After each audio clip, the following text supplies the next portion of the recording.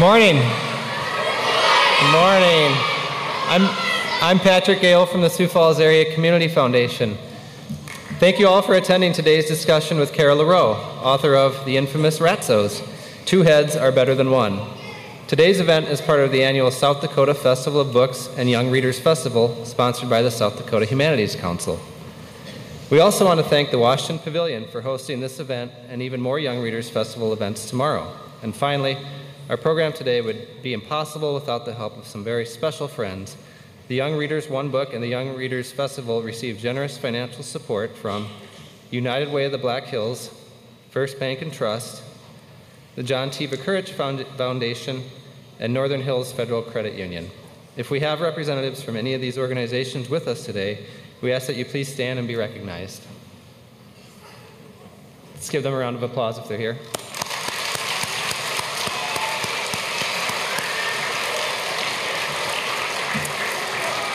Today we'll meet LaReau, the creator of Louie and Ralphie Ratso, as well as Florinda Rabitsky, Mrs. Porcupini, and Stinky Stanko, whose real name, we learn, is Millicent. Kara is the author of many books, including Ugly Fish Otto, The Boy Who Loved Cars, and No Slurping, No Burping, A Tale of Table Manners. Her latest book series, written for middle school readers, is titled The Unintentional Adventures of the Bland Sisters. Kara is more than just a writer, though. She has also edited many popular award-winning books, helping other writers create their own best work. She's also been a teacher, educating college students about the arts of writing and editing. And finally, Kara is also a mother and a cat owner. She and her family live all the way out in Rhode Island, and we're glad she's here with us today. Please join me in welcoming the author of this year's Young Readers One Book South Dakota, The Infamous Ratsos, Two Heads Are Better Than One, LaReau.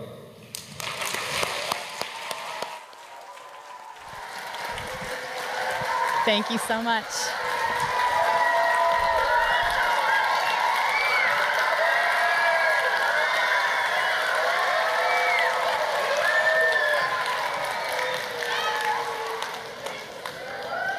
Good morning, Sioux Falls. Oh, I don't know. I think you guys could do a little bit better than that. I'm going to count to 3. 1, 2, 3.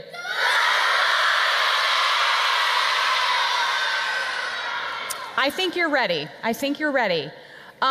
So, I don't know about you guys, but when I was growing up, and even now, a lot of people have told me that my name is hard to spell and hard to pronounce.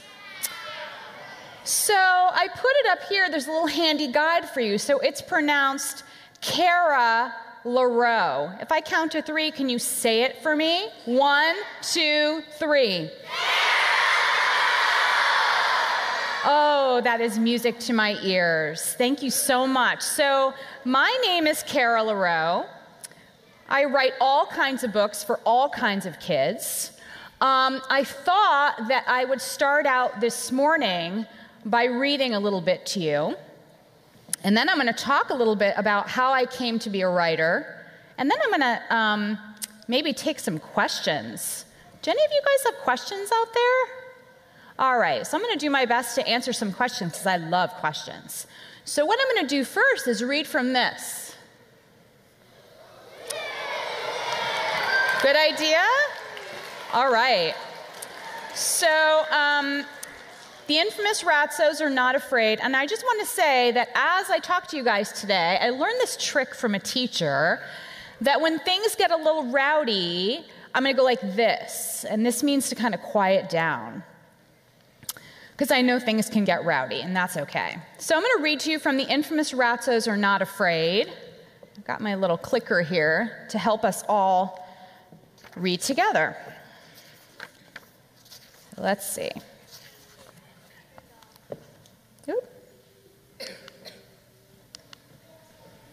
So chapter 1 is called Junk, Junk Everywhere.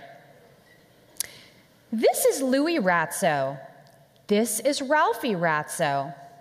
The Ratso brothers are walking home from the big city carnival. I love the carnival, Ralphie says. He takes an extra big bite of his cotton candy. Me too, says Louie. I love the rides and the food and the games in the arcade. The arcade games are my favorite, Ralphie says. I love the ring toss and the whack-a-mole and the rope climb and the fortune teller and the high striker and the prizes.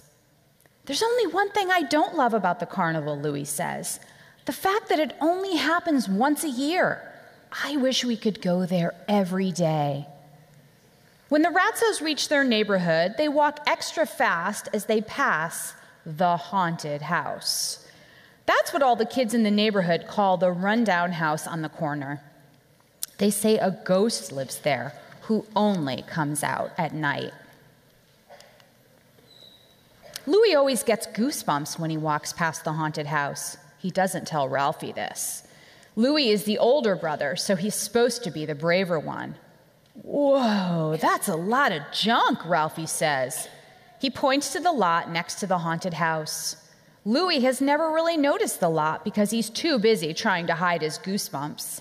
But if there's one thing the Ratsos love, it's junk, especially someone else's old junk. And this lot is full of it. Before the Ratsos know it, they are rummaging through the junk piles. And before Louie Ratso knows it, his brain is working on something. I know that look, Ralphie says. You have an idea. Yep, a big one, says Louie. Does it involve cleaning, Ralphie asks. Cleaning is Ralphie's least favorite activity.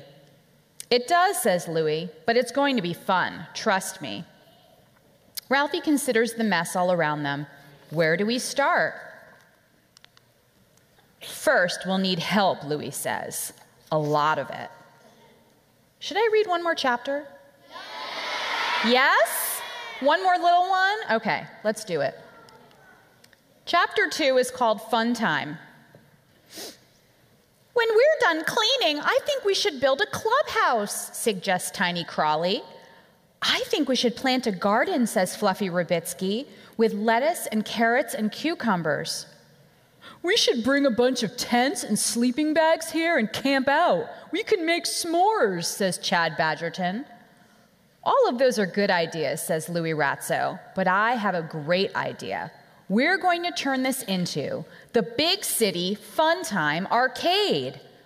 What's an arcade? Fluffy asks. It's where you play video games, Tiny explains. Are we going to play video games here? Not video games, Louie explains. This arcade will have carnival games. Like the arcade at the Big City Carnival, Ralphie asks. Yep, but the Big City Carnival only comes around once a year, Louie reminds them. The Big City Fun Time Arcade will be around all year long. How are we going to turn this into an arcade, Chad asks. I have it all planned out, Louie says. We'll make the games using some of this junk, and we'll clear out the rest. We'll have an entrance where we'll sell tickets. And we have to have prizes, lots of prizes, Ralphie says. I figure we can give away our old toys, Louie says. When we make enough money from the tickets, we can buy better stuff. I have lots of old toys at home, says Tiny. Me too, says Fluffy. Excellent. Okay, back to work, team, shouts Louie. First we clean, then we build, then we play. What about all the old furniture over there, Chad says. He points to the pile of junk closest to the haunted house. Just looking in the direction of the house gives Louie a wave of goosebumps. He pretends to consult his plans extra carefully. You take care of it, Chad, Louie says. Why don't you take care of it, Chad asks. I'm supervising, Louie says. I thought we were supposed to be a team, Chad says. Or maybe you're afraid to go over there? I'm not afraid, says Louie. I just have a lot of work to oversee. Chad's stomach growls. We'd better be done soon. It's almost dinner time, he says. The Ratsos used to think Chad was mean until they realized he gets cranky when he's hungry, which is almost all the time. Never fear, says Ralphie. I brought emergency snacks for Chad. As Chad eats and cleans, Louie glances up at the house. He swears he sees something white move behind one of the boarded-up windows. Louie shivers. Did he just see a ghost? That's it for now. Thank you, guys.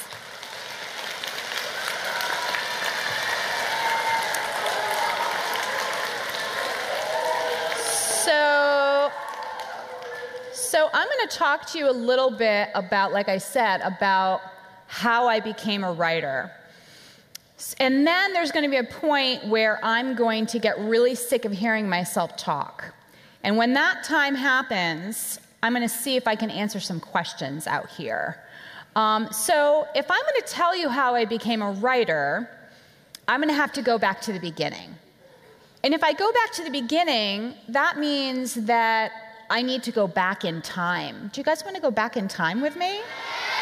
Okay. If we're going to go back in time together, we all need to close our eyes, and then we're going to count to 3. 1, 2, 3.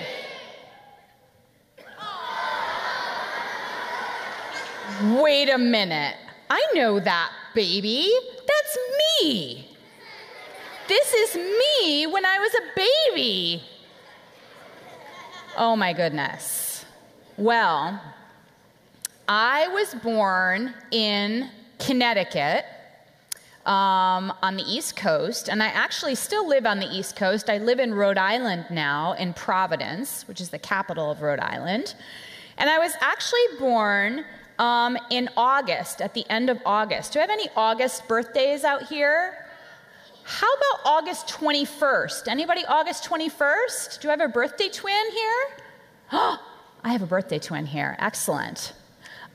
So some people think that having a birthday in December around the holidays is hard because you have to share your birthday with the holidays. When you have a birthday at the end of August, when I was growing up, for my birthday, I got school supplies for my birthday. And that was something I didn't really like back then. I like them now, but I didn't really like those back then. Thankfully, I was lucky in a lot of other ways. So my parents, this is my mom and dad with me, they were really supportive and they were really encouraging. And just about right after this picture was taken, they introduced me to my sister. I have a sister, a younger sister, and here are a couple of pictures from vacations that we took with my family. Ooh. So this is me and my sister, and this picture over here is us snuggling up to a stuffed bear at a place called a dude ranch, where we had to pretend that we were cowboys and ride horses. And then this picture is me and my sister. It's one of our first trips to Disney World, and I think it was my dad's first time holding a camera, because it seems like he got his fingers in front of the lens. And then I was also lucky because where I grew up in Connecticut, a lot of my other family, my other relatives lived near us. And these are some pictures of me with my grandparents.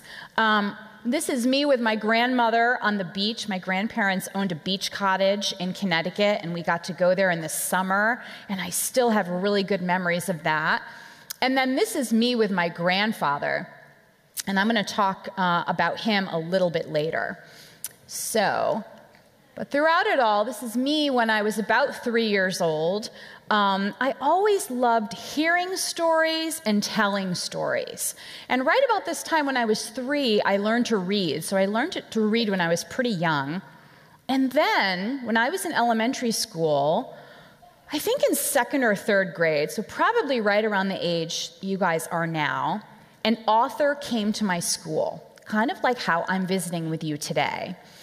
And he was actually an author and an illustrator, and his name was Hardy Gramatke. And he wrote and illustrated a lot of picture books. This is probably the one he's best known for, called Little Two. It's about this tugboat. And he came to my school, and he talked about what he did as a writer, how he wrote his stories, and he drew some amazing pictures for us. But the thing that I got out of the visit was that I realized that Hardy Gramatke got paid to tell stories. And I didn't realize that that is something that you could do for a living. So once I realized that, that was all I ever wanted to do. I wanted to be a writer too. So I started writing all the time. And I read all the time. I loved reading then, and I love reading now. And here are some of the books. People ask me, what were some of your favorites when you were a kid? And whenever people ask me that, I always feel put on the spot, and I can never remember any of the titles. So I thought it would be helpful. I just put some of them up here on a slide. These are some of the books I liked when I was little. Do you guys recognize any of these? Some of them? Good, because they're really good books. So as you can see, I liked funny books. I liked books about kids who were funny and smart and snarky, because that's kind of what I considered myself to be. I liked mysteries. I liked adventures. And then when I got a little bit older, I liked books that were a little bit spooky and scary. So when I got older, I went to college for writing, and then I went to graduate school for writing. And all that time, I worked on being a writer. So I told you, here's some of the things that I did when I realized I wanted to become a writer. And these are things I do to this very day. So I told you that I read a lot. That's one thing, because the best way to learn how to write is to read really good stories and to see how other people write. You learn a lot from other people's writing. I also try to be observant. You guys know what being observant means, right? It means using your eyes and ears and trying to notice things in the world, trying to be present in the world, because that's where my ideas come from interesting or funny or interesting and funny things that I notice in the world.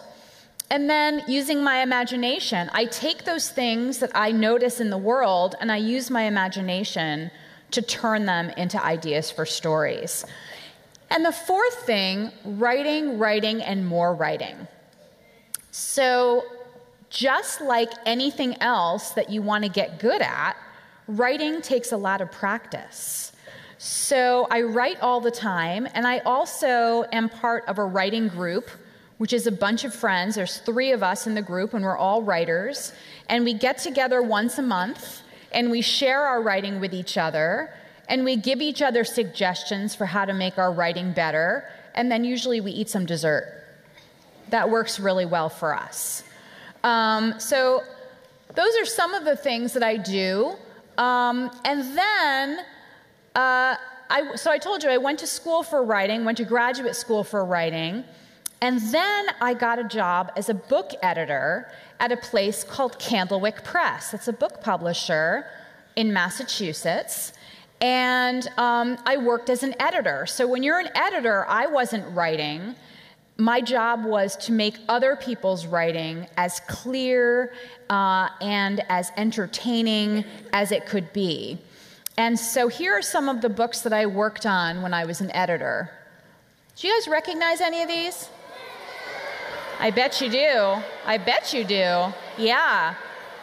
Yep. Yep. I think that one of these authors maybe came here, an author and an illustrator came here. Kate has been here. Chris Van Dusen, who illustrated Mercy Watson, has been here. So you can imagine being around these authors and illustrators was really inspiring. It was so inspiring for me that I decided that maybe I would try to write something for kids too. But I was a little bit scared because I thought, people know me as an editor of these amazing authors. Maybe they don't really want to read anything of mine, or maybe I won't be any good at it.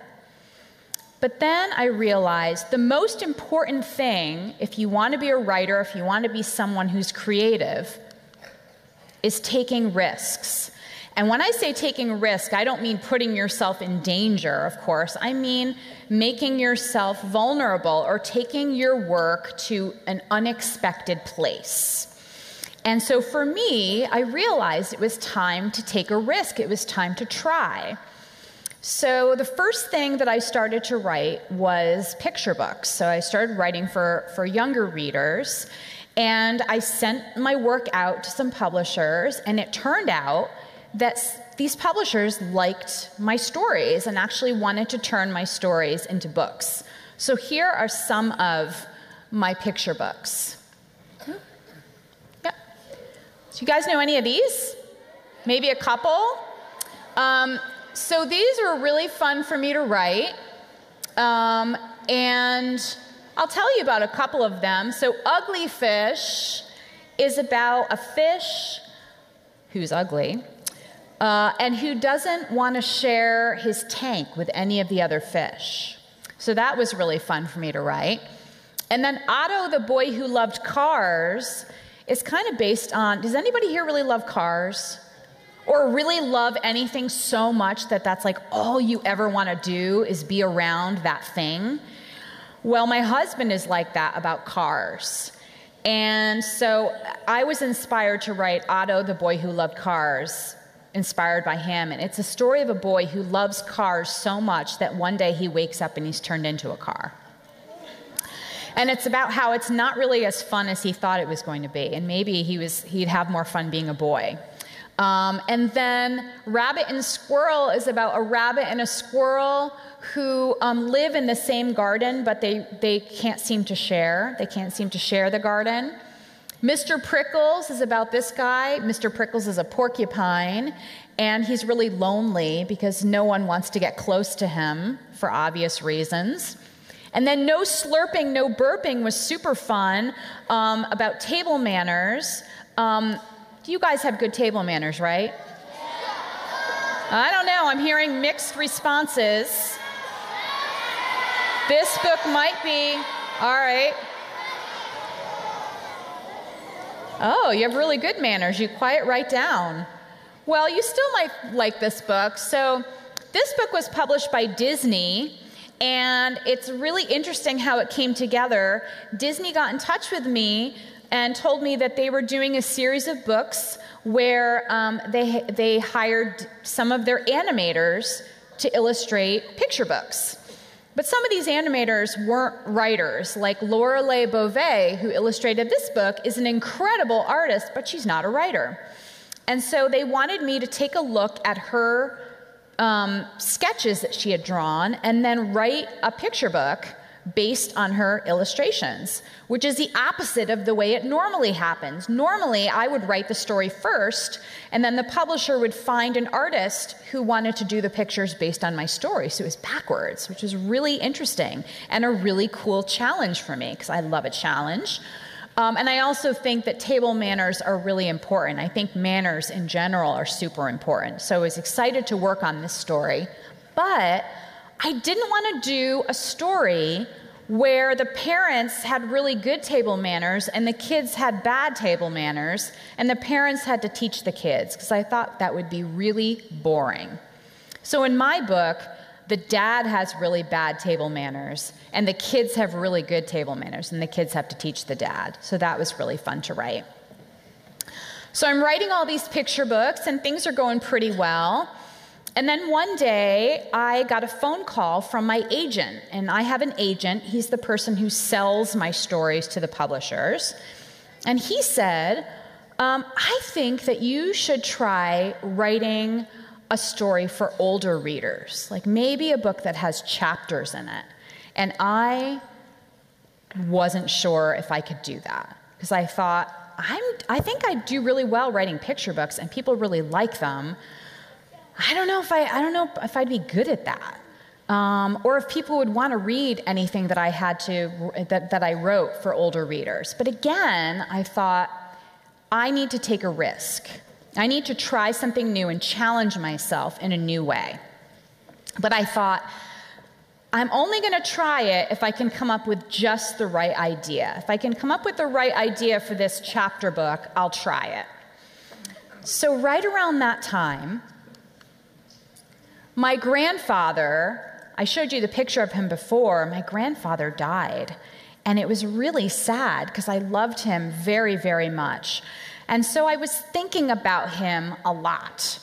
And I was particularly thinking about the stories that I used to hear about him when he was a kid. So this is my grandfather. He's the one with the little bow. This is when he was a kid. And this is his older brother. And they grew up during a time in history called the Great Depression that was really tough on everybody. And they were raised by their mom, and their mom raised them and their two younger sisters by herself. And so my grandfather and his brother ended up on their own a lot. And they ended up earning a reputation in their neighborhood for being troublemakers. Now, I'd hear this story, and I'd be like, what kind of trouble did they get into? I want to know. And nobody in my family seemed to want to tell me, or they'd pretend that they couldn't remember. So I started imagining the kinds of shenanigans that these two could get up to. So I was thinking a lot about my grandfather, and I was thinking about these stories. At the same time, I needed to come up with this idea for a new chapter book. So this is how I come up with my ideas. These two things came together, and this is what happened. Turned into the Infamous Ratsos. And the Infamous Ratsos are about these two brothers. Their names are Louie and Ralphie, and my grandfather and his brother were Lou and Ralph. And as you know, they live together in the big city, and they have all kinds of adventures together. So this is the first book in the series, and not too long ago, probably about a year after it was published, I got this really special phone call. And the phone call let me know that this book had received something called a Theodore Seuss Geisel honor. And Theodore Seuss Geisel, you might know him by his more famous name, which is Dr. Seuss, right? So this award is given out every year for the best chapter books in the country. So to know that it was named one of the best chapter books in the country and that it was receiving this honor was an honor for me on just about every level. And now this book has turned into a series. So we've got the Infamous Ratsos, and the Infamous Ratsos Are Not Afraid. And I think you guys have probably seen those two stories together. And then the third book is coming out in just a couple of weeks, and I might give you a sneak peek of it at the end of this presentation. The fourth book I just finished writing over the summer, and believe it or not, yesterday I was traveling here and I got stuck in the airport for 8 hours. But thankfully, I had my laptop with me, and I wrote the entire first draft of the fifth book while I was in the airport. So that one I have to deliver to my editor very soon. And then the sixth one, I know what it's going to be about, but I haven't started writing it yet. But I will have to write it soon. And then on top of all of that, I also write this other series. I started writing this other series for even older readers.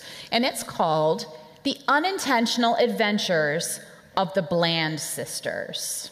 And this series is about these two kids. Their names are Jaundice and Kale Bland. And they are the most boring kids in the world. So their favorite thing to eat is cheese sandwiches on stale bread. And their favorite thing to drink is flat soda. And their favorite book to read, the only book that they read, is the dictionary. So you can imagine what happens when these two kids get pulled into these exciting adventures. In this first book, called The Jolly Regina, they're kidnapped by this crew of really nasty lady pirates. And in the second book, called The Uncanny Express, they end up on this train and they have to solve a mystery. Do you guys like mysteries? Well, as I told you, when I was growing up, I loved mysteries. So it was super fun for me to write my own mystery. And then this third one is just about finished, and it's coming out in January. And then on top of all of that, I have other stuff that I'm working on. So this book, Goodnight Little Monsters, is a bedtime story that I wrote, and that just came out a couple of months ago. And then I have all these other projects. So I have another picture book that's coming out. I have a new chapter book series that I already wrote the first one. I've got to write the second one, and then there's going to be a third one. And then I have another idea for a picture book that I'm hoping to write. So I keep myself busy, and I'm always coming up with new ideas, and I'm always challenging myself. Like I said, I think the most important thing for a creative person, or really any person, I think, is to challenge yourself and take risks. In the second Infamous Ratsos book that I read to you, Infamous Ratsos Are Not Afraid, Louie and Ralphie learn that there are a lot of different ways to be brave. And so it's not always about being a hero. It's not always about going up to a haunted house that you're afraid of and ringing the doorbell.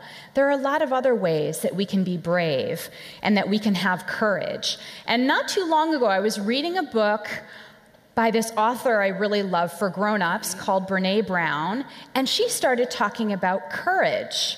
And she said something in the book that I thought was super cool and that really spoke to me. She said, courage is a heart word.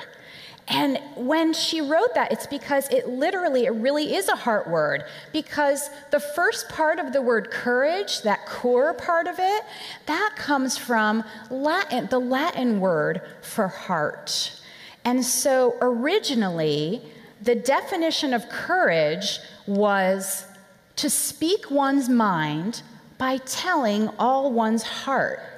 And that is what I try to do in all of my stories. I try to speak my mind by telling my heart. And so I try to have courage in everything that I do. So just as I've talked to you a little bit about how I came to be a writer and the risks that I took along the way and that I still take, I hope that maybe my story has encouraged you to have a little bit of courage in your life and maybe even in your writing. I told you I was going to get to a point where I was really sick of hearing myself talk, and I think that that point is now. Could I take maybe 3 questions from the audience? Is that possible? Oh, now I can see all of you, and you guys are looking good today. I'm going to take 3 questions, and then if I have a little bit of time, I'm going to give you a sneak peek at the next Infamous Ratsos story. So let's see. I'm going to take a question from here, and a question from here, and then a question from back there, because I don't want to forget you guys. So I'm going to ask you down here, wearing a pink jacket, yes, you. Can you tell me your name? Mila. And what's your question? You forgot it? All right, well, you can ask me later if you remember it. Does somebody over here have a question? Back there, you have a blue shirt that has amazing sparkles on it. Yes, you. What is your name? And what's your question? Did you forget your question too? All right, come back. Does anybody have a question where you know the question? You know the question. I bet you have a question. What's your name? Mason, what's your question? What time will the last one come out? What time will the last book come out? Do you mean the last Infamous Ratsos book? That's a good question. So sometimes my publisher decides when it's going to come out. I think it's going to come out. What year is this? It's 2018? Probably 2020, I would think, or maybe even later than that, because we're putting out 1 book a year. So yeah, but you'll get to see the next book in just a couple of weeks. And then the 4th book is going to come out the year after that. So I'm going to take a question from over here. Let me see. Do you know, if you have to really know your question, you have a gold and black shiny jacket. What is your name? And what's your question? What happened to Mama Ratso? Really good question. I get this question a lot. So, Mama Ratso died, which is really sad, but that's what happened. But I didn't want to really talk about that too much in the story because I didn't want the whole story to be about that.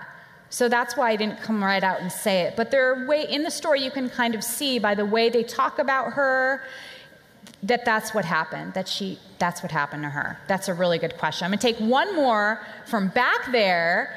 And I see a young lady back in the middle. You're wearing something in your hair that looks like, yes, that's you. That's you, yes. Stand up. What's your name? What's your question? What's the 6th book going to be about?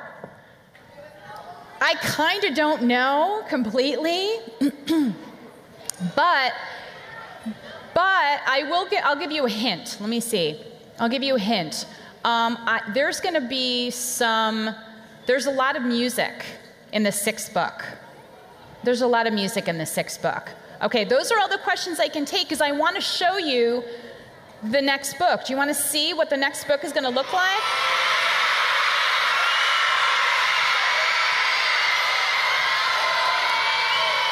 All right. All right, guys, here it comes. Let's count. 1, 2, 3.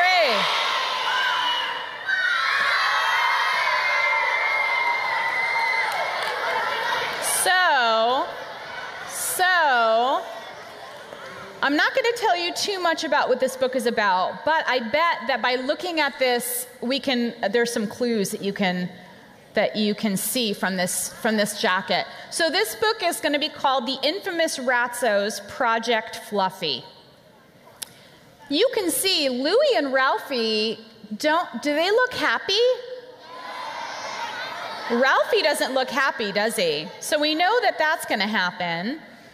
And then, I don't know if you can see back, can you tell where this takes place? Kind of takes place in a park. So there might be something going on in the park. And then back here, you can see these two characters. The one on the right with the watering can, that's Fluffy Rabitsky, their friend Fluffy. She's got a watering can, so maybe she's doing some gardening. So there might be something to do with that. And the guy she's standing next to, you've never seen this character before, but his name is Chuck Wood.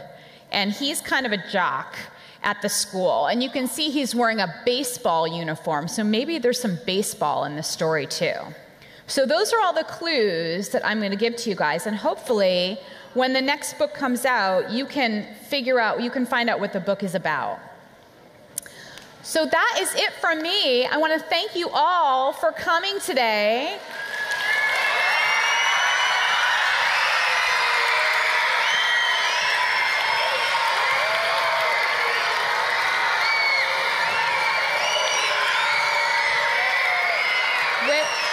Wait a minute. Hold on. And I just want to say, I want to thank you so much for reading my books, because that's really the thing that keeps me going, is knowing that there are kids out there who are reading my books. So when I actually get to see all of you in person, it is super inspiring for me, and it makes me want to keep writing. So I want to thank you so much. And the other thing that I want to say to all of you is I want you to keep reading. I hope that you're all going to keep reading, and I hope that you're going to find new ways to challenge yourselves. You think you can do that for me?